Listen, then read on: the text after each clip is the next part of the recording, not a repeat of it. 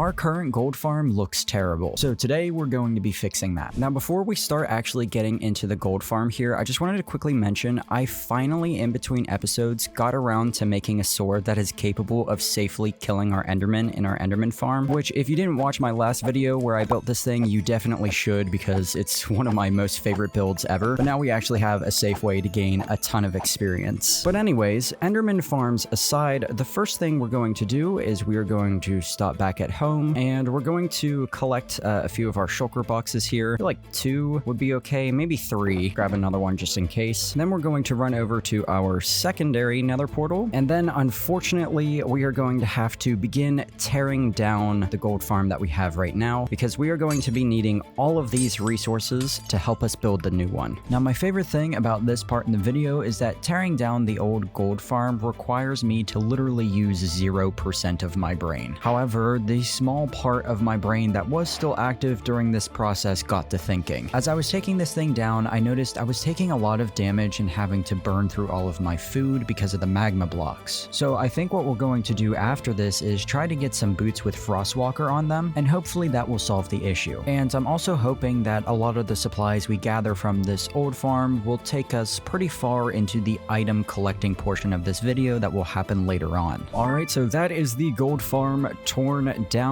Got all our leftover rotten flesh and swords sitting on the ground there. We have everything inside of our inventory. I actually grabbed an extra shulker box, but I didn't end up needing to use it, which is great. And we actually have a bunch of spare gold. So before we continue, I'm going to come back into the overworld here, and we're going to make a quick stop at the farming district because I want to grab some golden carrots. Now, we have a bunch of steak here that I haven't used yet, so I really don't need any more food, but golden carrots just make me feel a little bit more rich, and I enjoy that feeling, so we're going to start eating these guys instead. But now it's time we started making those Frostwalker boots that I was talking about earlier. The only issue is that this is going to be a much longer process than I thought, because I'm just now discovering you can't actually get Frostwalker through an enchantment table, which means we're going to have to find a villager and convert him to a Frostwalker librarian. And I really don't feel like dealing with breeding villagers today, so we're going to utilize that happy gas we got in the last episode. Well, he's not happy yet. He's dried right now, but he will be happy. So there are a few things we're going to need to prep for him. The first of which is a lead. Oh my god, do I not have leads? Uh-oh. Oh, thank god. Okay. We're also going to be needing this pumpkin in a minute. And I'm going to need some light blue dye. Let's go ahead and craft that up real quick. We'll also need 2 pieces of glass. Fortunately, we have that right there. Gonna need a fence. And we're out of leather, which means we need to make a sacrifice today. I'm sorry, you are the chosen one. Oh, okay, we're gonna need one more. The lag over here from fresh animations is insane. Hey! Hey! 2? That's fine. Fortunately, both of you have jobs, but I can't steal you. Anyways, we'll just grab one of these guys. And there we go, we got ourselves some light blue wool. All of that so I can craft up this saddle here. I guess it's a harness. Saddle, harness, same thing. And then the last thing we need is just 2 snow blocks here. Let's grab those. Also going to need a couple more fences here. Forgot about that. And then what I'm going to do is set up a little temporary chamber here. Then we are just going to build ourselves a snow golem. I'm going to get out my fortune shovel and we are going to collect as many snowballs as possible because we're going to use this to tame the happy ghast. All right, hopefully that's enough. I've got actually more than a full shulker box. That should be plenty. I don't know how much we need, but I'm playing it safe anyways. Thank you, sir, for your service. Look at me, please. Thank you for your service. I free you from this world. All right, with the happy ghast prep out of the way, it is now time to actually acquire the creature. And I think a really cool place to have him grow up would be over at our little, very janky coral reef that we have here. I have to work on this, man. I mean, from standing in here, it looks good. Anyways, we'll just put him down here. Oh. All right, there we go. Now we just wait around until he grows up. And yeah, now we wait.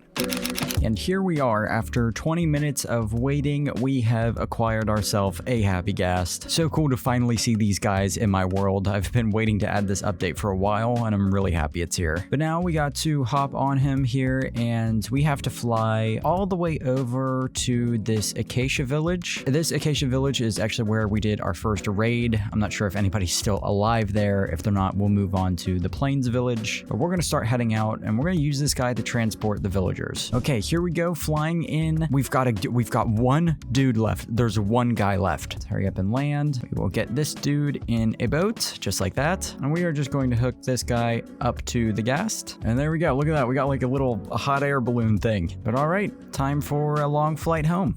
Hopefully this goes well. I really hope we don't drop him. But there we go. Look at that screenshot. Gorgeous. But all right, so we're just going to land our guy on the bridge here for a minute, and I'm gonna head over to our chest here, grab a bunch of dirt, and then what I'm going to do is I'm kind of going to just build up a temporary dirt pathway through the library here and over to the chamber where we want this villager to go. I'm doing this just because I don't want to have to deal with him escaping and trying to really fight my way to get him into his spot, so we're basically just gonna lead him straight there, and we'll take this down when we're done. But all right, we got all the dirt down. Now it's time to just start placing this lectern down over and over until we finally get the enchantment we want, which is Frostwalker 2. But after a while of cycling through the lectern and doing a bunch of other trades to get emeralds with my other villagers, we finally got a dude who had Frostwalker 2. 60 emeralds? Who does this guy think he is? I mean, I'll take it because, you know, I don't want to spend too much time on this. This actually only took 20 minutes as it was, but we're gonna have to convert that guy to a zombie villager to get some deals because that's a bit absurd. But anyways, we'll take the lectern here and we will use this to lure him over to his little trading chamber, his new little desk job. Throw the trapdoor down, and just like that, he should be stuck in there. Great. This went really well. I feel like something bad is going to happen. I feel like bad karma has to catch up to me now. Dealing with villagers is never this easy, so I don't know. I feel a little weirded out. But anyways, let's clean up our mess here throughout the trading hall. And then for now, we are just going to park our happy ghast over in the flower fields by our vineyard because we are done using him for now. Look at him. There he goes. Look how happy he is.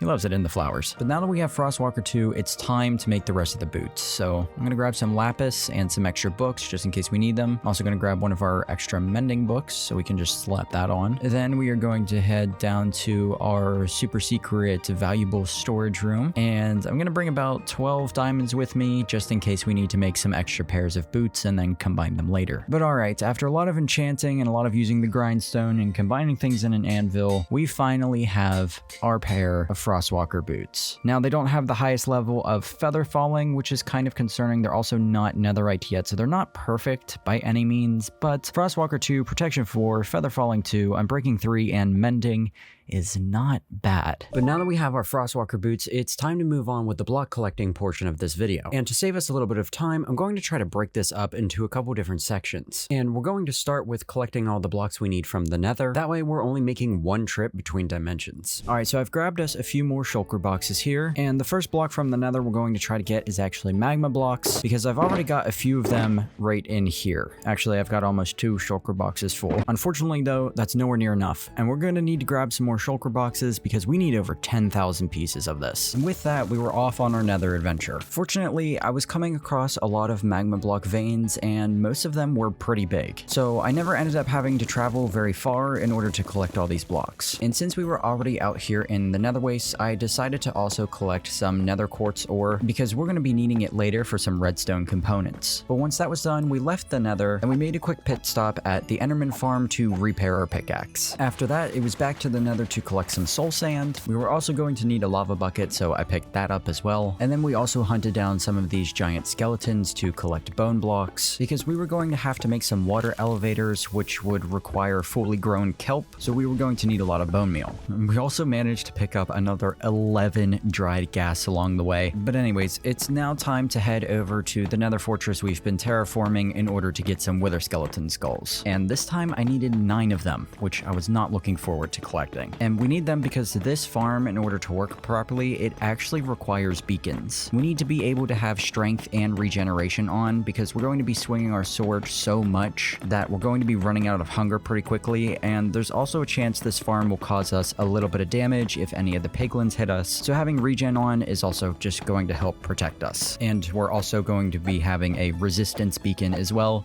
just for a third added layer of protection.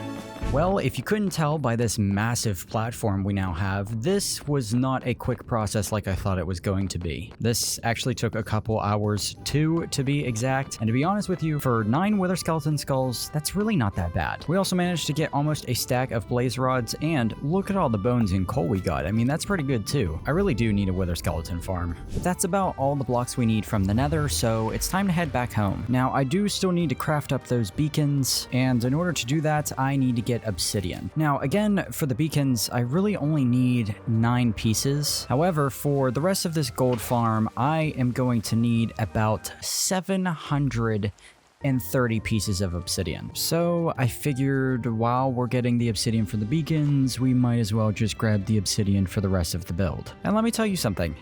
I am not looking forward to this. And never before in my life has a feeling of disinterest in something been so quickly and immediately validated. Mining over 700 pieces of obsidian was easily the worst part of this entire video. I don't even want to talk about how long it took, even with efficiency 5, but hey, I mean, at least you guys get a cool time lapse or something, right? But once we were finally done with this very exhausting process, I went straight into the end to kill the 3 different withers, collect the nether stars, and head home and craft up our beacons. Now that we've collected our 3 beacons, it's time to move on with the next segment of today's video, which is collecting all the redstone components for the build. And to do that, we're going to start over here in the mining district, and we're actually going to begin by laying out all of this nether quartz that we got. Okay, I already know this is way too much. We definitely have a surplus of quartz here, but honestly, when I was in the nether collecting magma blocks, I saw a bunch of this quartz, so I just decided to scoop it up anyways. We will need some for some redstone components, but we're definitely not going to use this much. And there we go. We got over 11 stacks of quartz, and we didn't even use up all of our nether quartz ore, so we're definitely good to go. Now that we have that, we can start crafting up all the components, and I just realized we actually have a lot of this already ready in our redstone shulker box, which is great. Like, for example, we're going to need 76 pieces of redstone dust, so we'll get that out real quick. We are also going to need 27 redstone repeaters. Fortunately, we already have those right there. We are going to need 21 redstone comparators. Unfortunately, we only have 12, so we are going to need to whip up the supplies to make a few new ones. Luckily for us, that should be fairly easy. We'll also be needing exactly 19 redstone torches, so it's nice that we have that number left over. We're also going to need 20 buttons, 2 levers. We'll also need a singular piston. Also need to make a bow for a dispenser. Let's go ahead and make one of those. And then we are going to craft up 8 more regular pistons, and then use some of the last of our slime blocks to make 8 sticky pistons. And then we're just going to hide all of these away in our shulker box for now. And then we're going to grab a bunch of our leftover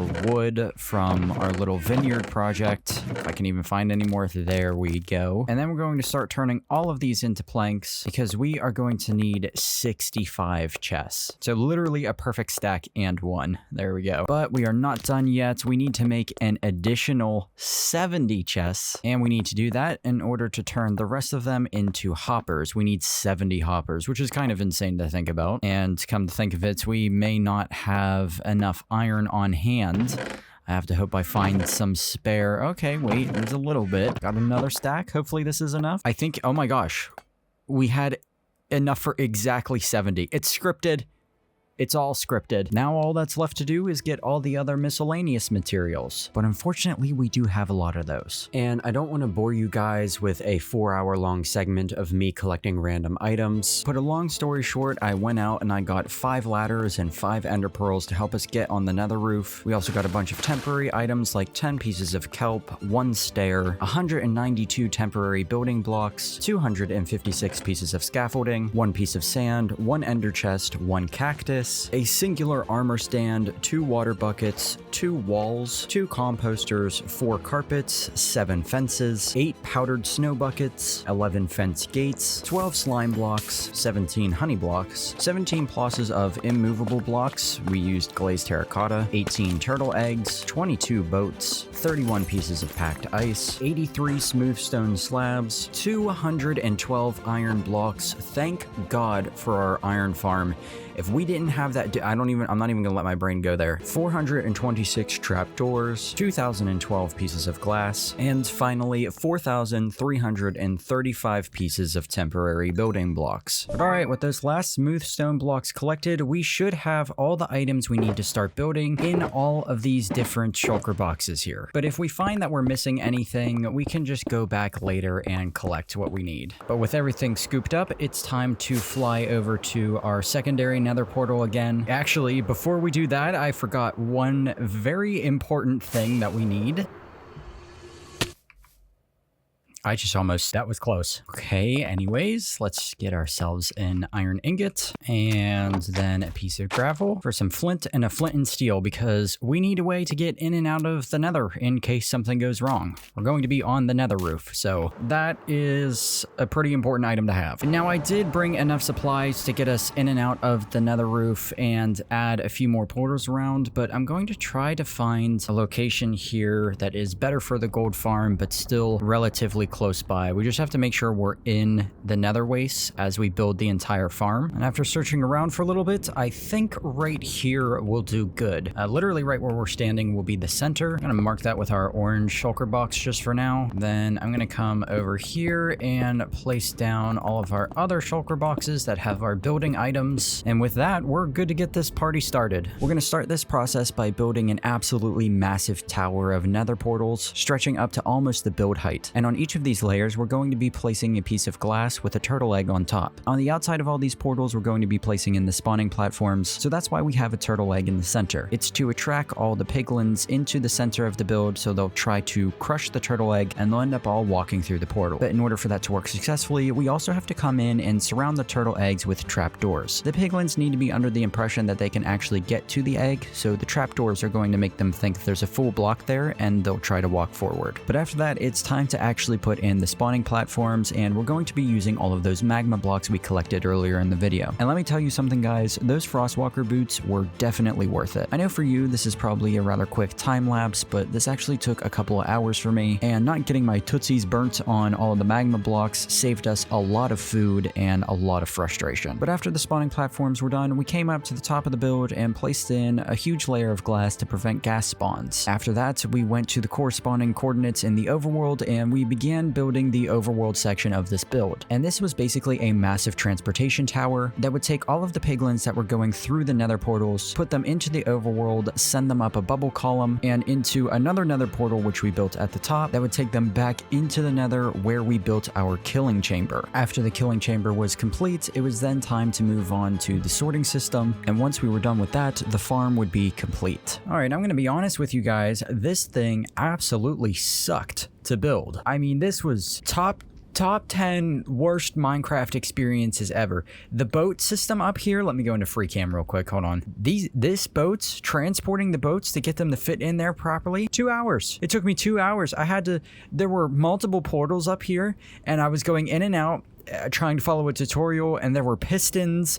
God, there were so many pistons. What we need to do now is expand this storage system here down by a couple of blocks. So we're gonna build some scaffolding all the way up so we can work going down, and we'll build out this way a couple blocks. Hopefully that'll reach, I have no idea. We've got to make a quick pit stop back at the house because I actually ran out of chests, which I guess also means I'm going to run out of hoppers, so I'm gonna need to make some of those as well. There we go, get about 2 stacks of each. That should be plenty. Big emphasis on should there. While we're here at home, we're going to stop over in the entertainment district and we are going to restock ourselves on a bunch of fireworks here so we can continue to fly around. We're also going to swing by the ender here to get our elytra repaired. But now we are back into the nether, and now we just finish putting in the last of these chests, and then we should be good to put in the last of the hoppers. All right, there we go. Now the last thing we actually need to do is set up the item filters by putting in gold and setting them to filter out the ingots and nuggets. But I'm actually out of gold because if you guys remember, I used it all to make golden carrots. So we don't have any gold, which means it is time to actually get the farm started. So we're going to come in here and we're just going to light up every single nether portal on the way down. I actually don't know if this flint and steel is going to last. Oh my god, it's not.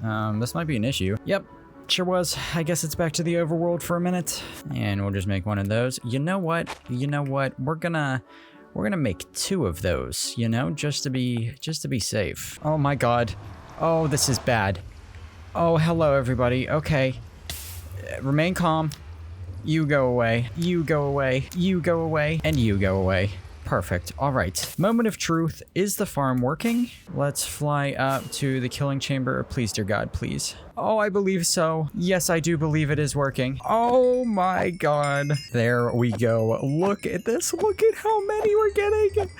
Oh my god. So if you guys didn't know or couldn't figure it out throughout the video, this is a gold farm designed by Dashpom, which means it also doubles, if you couldn't tell already, as an insane XP farm. This has essentially rendered our Ender useless for experience, but that build is still super cool and I absolutely love it, so we're gonna keep it around. Plus, it's always good to just have access to a bunch of Ender Pearls as well. But I'm gonna go AFK here for a bit, and we're gonna see just how many levels and just how much gold we can get. Alright, so I've been here for about 2 to 3 hours, and I may have accidentally almost got 300 levels of experience. This farm is nuts. But anyways, let me show you what we have collected in that time. Not all of these chests, but a lot of them are full. Completely full with golden nuggets. These ones here are not, because these 3 rows are for extra storage for golden ingots.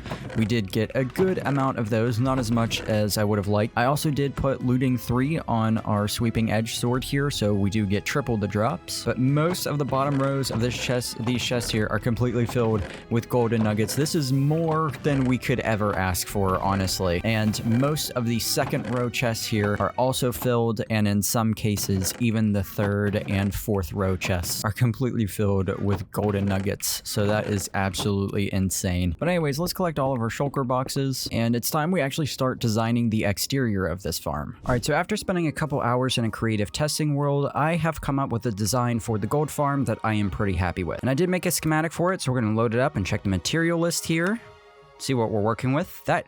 Oh, I thought we were almost done with the video. I don't know why I was acting surprised. I'm the one who designed this build. This is my fault. But regardless, I just went from almost being done with this video to needing a wither skeleton farm, a blaze farm, a super smelter, and a sand duper. So with a newfound sense of urgency, I immediately got started on collecting all the items I would need to build the blaze farms. Fortunately, blaze farms are a super simple build, so collecting all of the necessary items didn't take long at all. And before I knew it, I was back into the nether, searching for the blaze spawners themselves. Once I had found the perfect location, it was time to start building. And although the blaze farm build itself is simple, dealing with constantly being set on fire was not. But fortunately, after a few very close calls of falling in the lava and nearly dying, we managed to complete the first blaze farm, and I began to AFK. But as I was doing this, I realized we were not getting blaze rods nearly as quickly as we needed to in order to acquire the over 22,000 pieces of end rods that we needed. And after a few minutes, I started to understand that we were going to need a second blaze farm. Fortunately, there was another spawner directly next to the first one we found, so I immediately got to building. And once I was done with that, I also decided to slab off a bunch of the surrounding nether fortress as well, just in case there were some extra blaze spawns happening that were going to mess with the rates of these 2 farms. But once that was done, all that was left to do was let the blazes pile up for a few minutes and then go harvest them with our looting sword. Okay, great. So now that we have all the blaze rods we need, it's time to head over to collect the other half of the end rods, which is coarse fruit. Now, I think I'm actually going to mine all of this by hand because we can collect it fast enough that we shouldn't actually need a coarse fruit farm. So we're just going to head into the end, and I'm going to use my trusty axe to get us all the coarse fruit. And while we do this, I just want to take a moment to give a special shout out to all my Patreon members and channel members. If I've said it once before, then I've said it 100 times. You guys are the lifeblood of this channel, and you really help to keep it running in the months where I'm not uploading as much or not as active on YouTube. And to the rest of my subscribers, I just want to have a quick heart-to-heart with you real quick and say that I am very sorry for having not uploaded in all of November. This is the longest break I've taken away from YouTube, and I have to be honest, I've really missed posting. Since the last time you saw me, guys, I've actually gotten sick 3 or 4 different times. I keep re-catching the same bug, which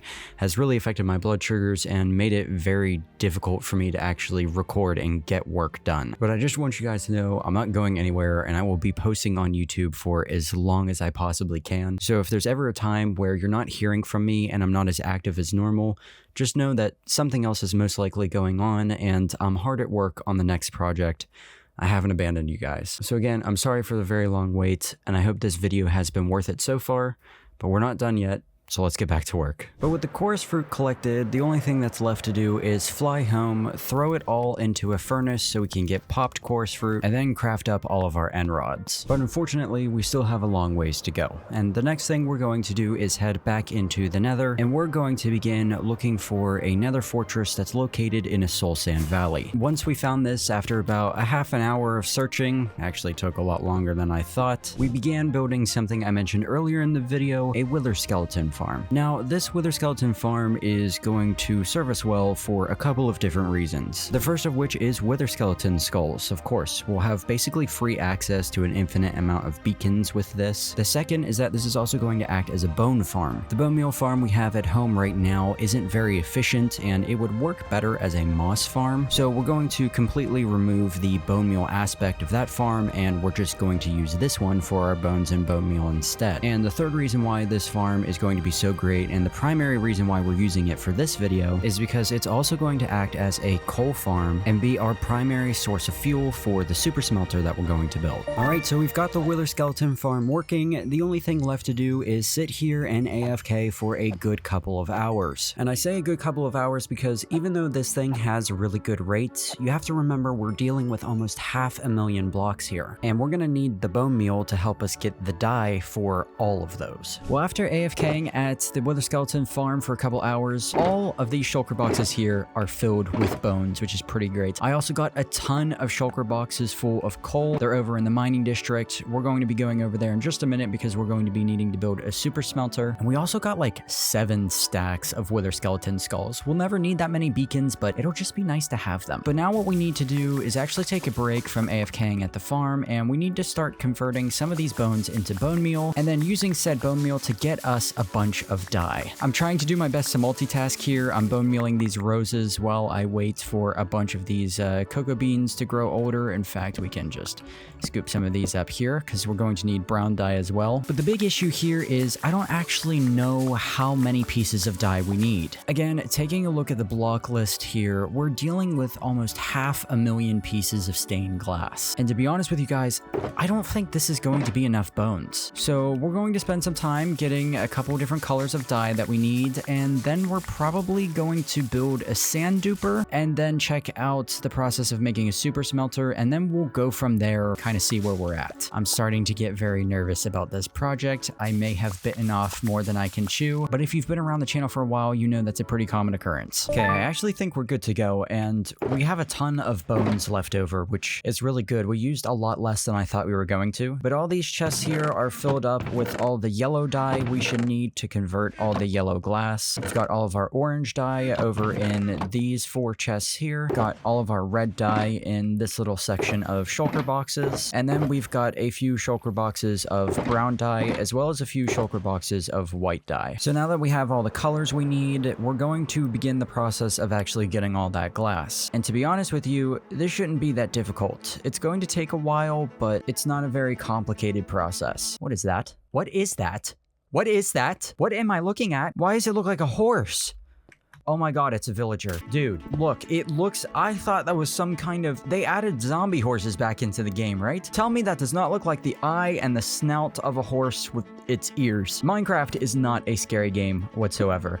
But I swear, one of the most frightening experiences you could ever have is being a 10+ year veteran of this game and coming across a mob that you do not recognize. Whatever, okay, whatever. Anyways, the first order of business here is removing all of these chests and all of the items that are in them to get them out of the way, because I want to build the super smelter on this side of the build. That way, it's kind of lined up where we have these giant smokestack furnaces here. And this way, hopefully, the location of of the super smelter itself will actually make sense. Plus, it's nice for us to finally have another reason to come over into the mining district aside from just going downstairs into the underground to go exploring. We'll actually get some use out of these buildings here. After moving all of the chests and clearing out the proper area for the super smelter, it was time to start building. Unfortunately, this one was pretty quick and simple. I began by just digging out a hole in the ground and placing a chest down and 2 lines of hoppers going into them. After that, we lined up all of the furnaces where the smelting would actually be done, and another 2 lines of hoppers going into the sides of them, followed by an additional 2 lines of hoppers on top. Next, it was time to just lay in all of the redstone and minecart rails, and then finally, after adding in all of the chests where the items would go, we put in the hopper minecarts and the build was ready to go. And with that, our super smelter is done. All that's left to do is fill up this chest with coal for fuel, and then we're going to move on over to building the sand duper. I'm going to start by just clearing out a big area for us to build around the portal, and then comes unfortunately one of the most tedious parts of this entire video, which is removing the end portal frames using the TNT method, and we have to just repeat this for all 4 sides. But once that was done, I just added in all the redstone on the ground, built up all the pistons that we were going to use to actually fling the sand into the end portal, and then we added the remaining redstone components on top. The second part of this process was building a chunk loader. Fortunately, that's just another portal with a minecart running in and out of it, and with that we can move on to the end dimension side of this build, which was basically just building up a small platform with water and then adding an item distribution system with a bunch of chests. And just like that, the sand duper was producing sand at an incredibly fast rate. And honestly, thank God for this thing, because there was absolutely no way I was going to be able to collect all this sand by hand. It was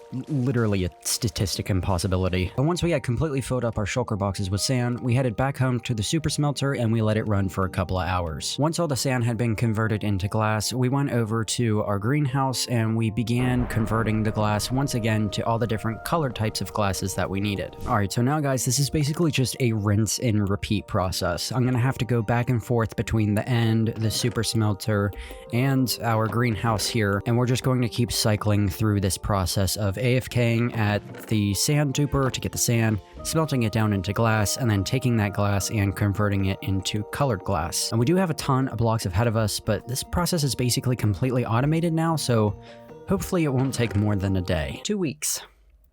This part of the video took 2 weeks, which is fine. You know, I even extended the super smelter and I was thinking to myself, oh look, this thing can produce 10,000 pieces of glass per hour. And then I started to realize that's still 50 hours of AFKing. And keep in mind, that's 50 active hours. In between each smelting session, I had to then go and move those blocks and manually convert them into the colored blocks.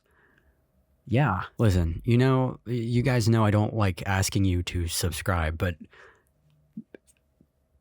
could you please subscribe? But anyways, after severely underestimating just how many blocks 500,000 is, I've managed to move all of them over to the nether, and all of these chests here are completely filled with glass. And with that, guys, we are ready to begin building. So with all of that said, I present to you the new gold farm.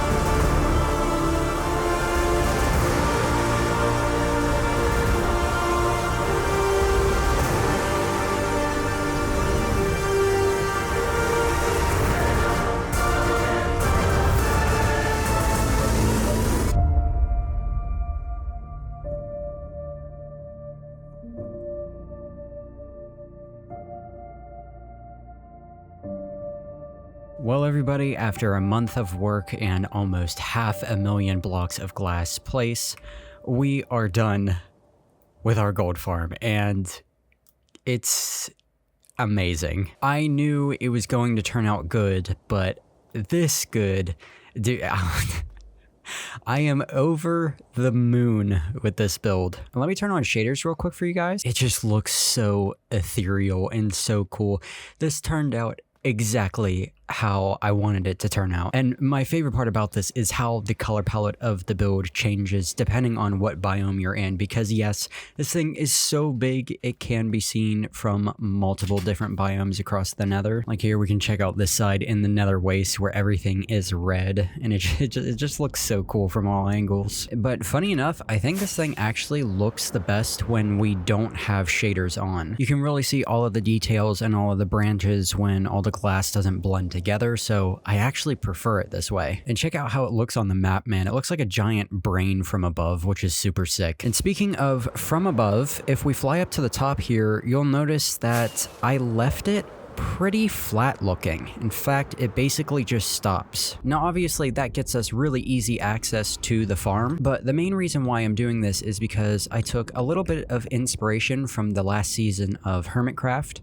Well, I'm going to be taking a little bit of inspiration from the last season of Hermitcraft. B00 had this really cool nether hub build where he had this kind of like magic looking thing above the main entrance and a bunch of different colors of like magic spewing out in each cardinal direction, which kind of gave the other hermits a visual cue for as to where they should go. And so the reason why I left this flat is because I am eventually going to be doing something similar to that, where this kind of magic yellow and red mist with a bunch of end rods spews out from the top of the tree in each direction. And eventually, as we build our nether hub, those like magical element things will be spreading across all the different parts of the nether, leading us to each part of all of our different farms and whatnot. But I've decided to save that for another episode because it's more directly related to the other builds we're going to be making in the nether, so I didn't see a need to do that today. Now, the other thing I have to fix obviously is the placement of this beacon here. The farm requires a triple beacon in order to run properly, but what I'm most likely going to do is just move it to the inside of the farm or put it in the back here so it's not visible from the front. I also need to clean up all of these chests here, but honestly my favorite part of the build is the way it looks from underneath. Check out all of those branches, man. And down here when we're at the bottom, this really helps to give you a sense of scale of just how big this tree is. Like if we take our character here and we go into F4 and we just zoom out, like look how huge this thing is. And I'd also like to remind you guys that if you're interested in downloading this build for yourself, it is available right now on my Patreon. And for just $10, you get access to over 2 years of work in this hardcore world. So I think it's worth it. But that's going to do it for today, guys. I really hope you have enjoyed this episode. Again, I'm very sorry for being gone for so long. I'm going to do my best to try to make sure this never happens again. I want to thank you all for your support and your patience. But with that, I got to get going because I've got more work to do.